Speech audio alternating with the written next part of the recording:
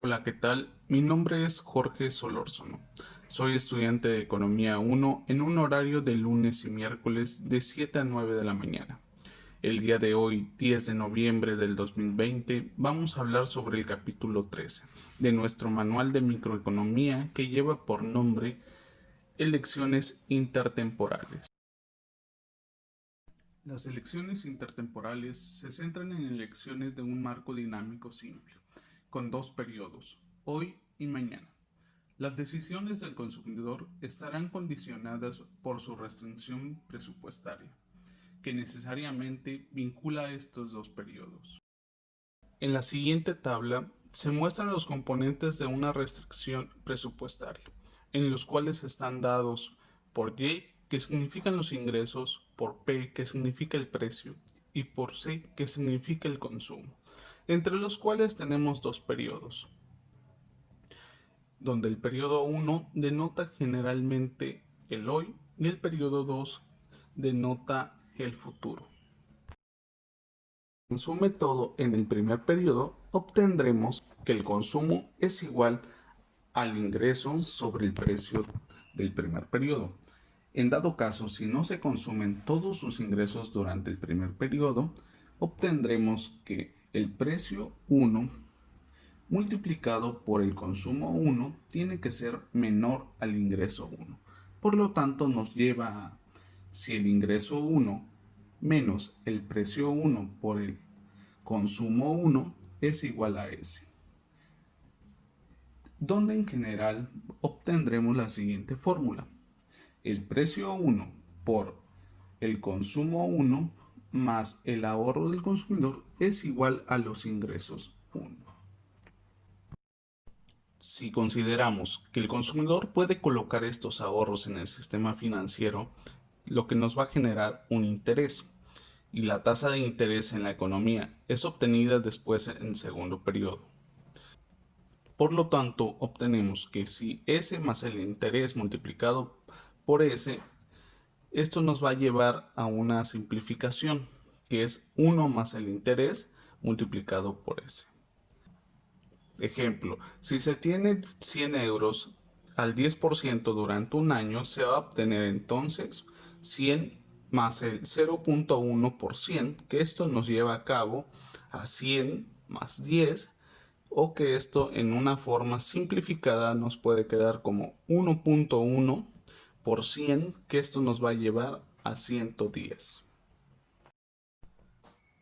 En el siguiente punto tenemos que si la restricción presupuestaria del segundo periodo es P2 por C2 es igual a Y2 más, en esta parte tenemos que sustituir de la fórmula anterior a C2, por lo tanto nos queda una fórmula de Y2 más 1 más el interés, esto multiplicado por S. Por lo tanto, en el periodo número 1 obtenemos que P1 por C1 más S es igual a Y1. Y si aislamos a este en estas dos ecuaciones, vamos a obtener que S es igual a Y1 menos P1 por C1, que esto nos va a llevar al final y que es igual a P1 por C1 menos Y1 dividido sobre 1 más I. En esta parte podemos denotar que su equivalente para el consumidor tenga una suma m del mañana, entonces vamos a tener una suma de x es igual a m sobre 1 más i. Al colocar x cantidad hoy en el sistema financiero tendríamos exactamente la cantidad m a su disposición mañana.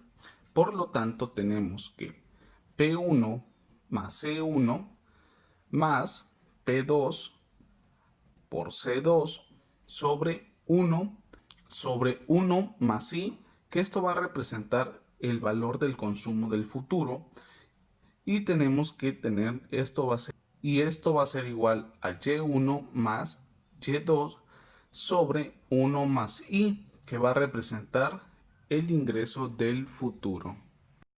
sea la tasa de inflación esperada por el consumidor para el segundo periodo, sin una pérdida generalizada podemos normalizar los precios. Por lo tanto, obtendremos que 1 más A menos 1, esto dividido a 1 es igual a A. En el siguiente punto, obtenemos que si el precio es relativo descontando en el periodo 1 del bien 2, en términos del bien 1 vamos a obtener que es igual a 1 más A, esto dividido sobre 1 más el interés. Y si tenemos una restricción presupuestaria, como en la ecuación 13.4, se convertiría entonces en C1 más 1 más A, esto dividido en 1 sobre el interés y multiplicado por C2. Esto nos va a llevar al final a encontrar a Y. Para la representación gráfica se puede expresar la restricción en un plano C1 y C2. Encontraremos que C2 es igual a 1 más el interés sobre 1 más A, esto multiplicado por Y, menos 1 más I sobre 1 más A multiplicado por C1. En el plano C1 y C2, la pendiente de esta restricción en valor absoluto sería 1 más I sobre 1 más A. Esto nos lleva a cabo a 1 más R, donde R va a ser representado la tasa de interés real. Ahora, si tenemos dos opciones, en R cuando es mayor a 0, esto nos llevaría a que 1 más I sobre 1 más A tendría que ser mayor a 1, lo que nos llevaría entonces que 1 más I mayor a 1 más A, lo que nos tendría que deducir que 1 es mayor que A. En el siguiente punto tenemos que si R es igual o menor a 0, entonces tendríamos que la relación de 1 más I sobre 1 más A tendría que ser menor a 1.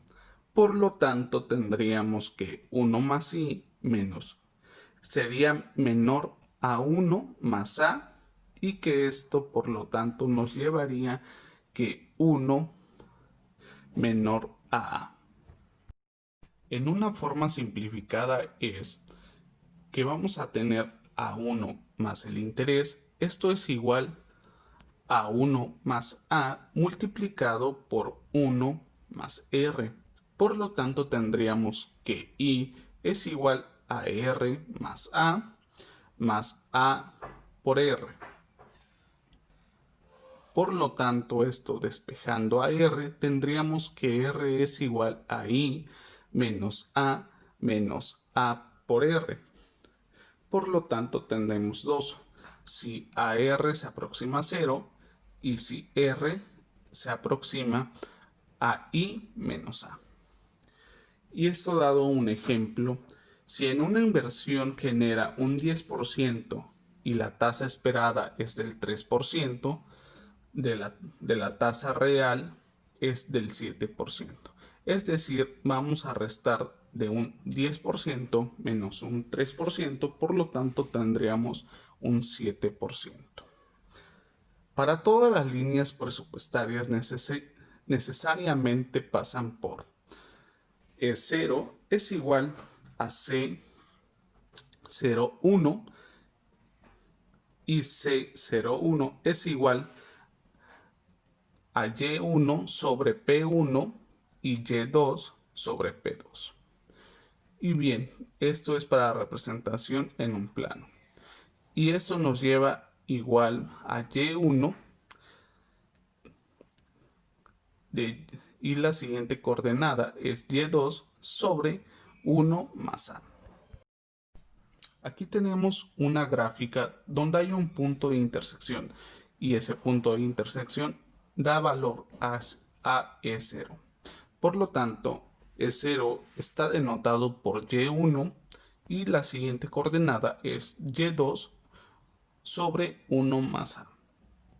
Si bien tenemos una representación de dos pendientes, esta también será representada por Y1 es igual a Y más Y2 sobre 1 más I. Abordando el siguiente punto, obtenemos el óptimo del consumidor, donde la satisfacción del consumidor proviene de su consumo de los dos periodos. Entonces podemos formular el problema del consumidor de manera habitual. Por lo tanto, el máximo de U en las coordenadas C1, C2, por lo tanto, C1 más 1 más A sobre 1 más I por C nos va a dar un resultado de Y. Aquí vamos a obtener una gráfica que está en relación del consumo y deuda y también del ahorro del consumidor. Y bien, para esto tenemos que encontrar un área que van a estar delimitados por E2, E0 y E1. En el tal, entre el punto E0 y E2 obtenemos el ahorro, mientras que en el punto E0 hacia E1 vamos a encontrar un endeudamiento. Mientras que en esta gráfica está considerado el consumo intertemporal óptimo, pero se está delimitado por U, donde U tiene que estar en relación de C1 y C2 para que se pueda hacer esta curva. Podemos comenzar con la sustitución entre el consumo intertemporal del consumidor y caracterizar esta situación con el concepto de tasa de descuento psicológico del consumidor, que está relacionado con TMS en coordenadas C1, C2. Esto nos va a llevar a cabo que es igual a 1 más P, en donde P va a denotar y es igual en número negativo en una división de dC2 sobre dC1 menos 1.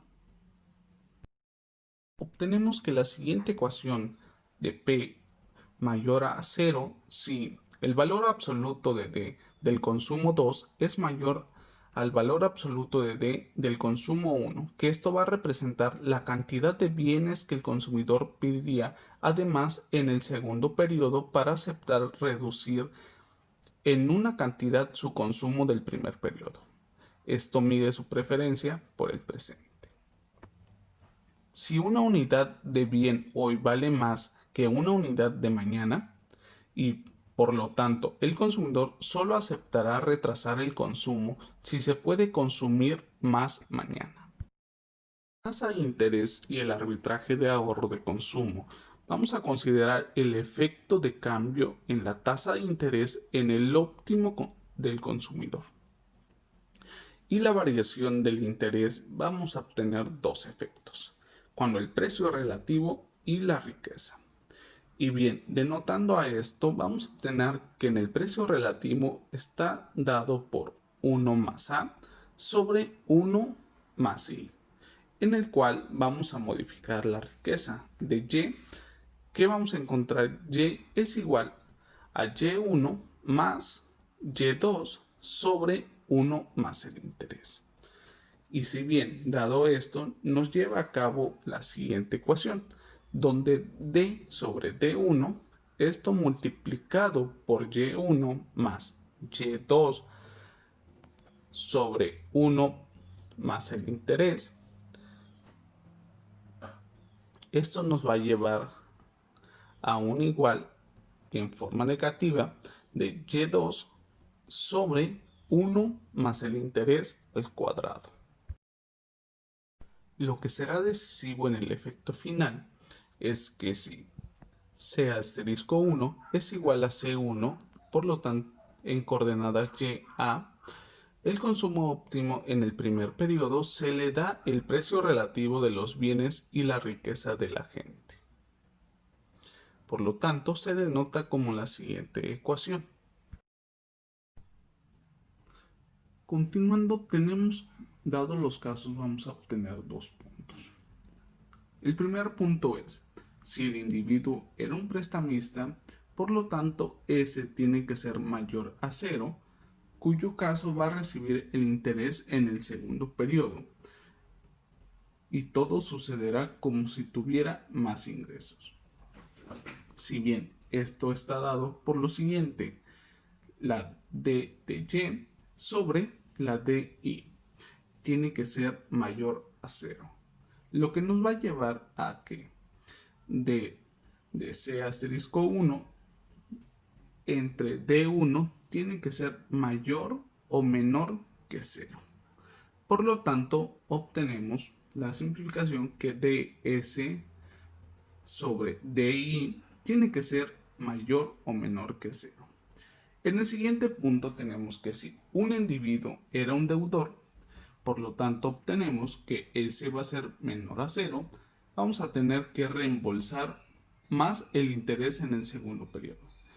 Y todo esto sucederá como si sus ingresos hubieran caído. Por lo tanto, tenemos que dy sobre di tiene que ser mayor a 0.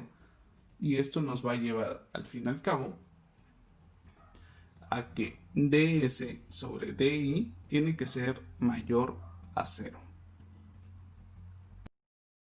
En esta figura, relacionada con el efecto y el ingreso por el ahorro y deuda, resume que el efecto del ingreso que tiene lugar a través de la tasa de interés y el ahorro, dadas las preferencias, el consumidor solo aceptará ahorrar si la tasa de interés es lo suficientemente alta. Si el efecto de la tasa de inflación aumenta en una relación de 1 más A sobre 1 más I, esto aumentará y el consumo futuro se va a volver relativamente más caro. Por lo tanto, si tenemos un efecto de restricción presupuestal intertemporal, vamos a obtener la siguiente gráfica, donde va a decir que A' es mayor que A. Del mismo modo, la disminución de R hace que el ahorro sea menos atractivo y el consumidor actual aumenta a expensas del ahorro del consumo futuro.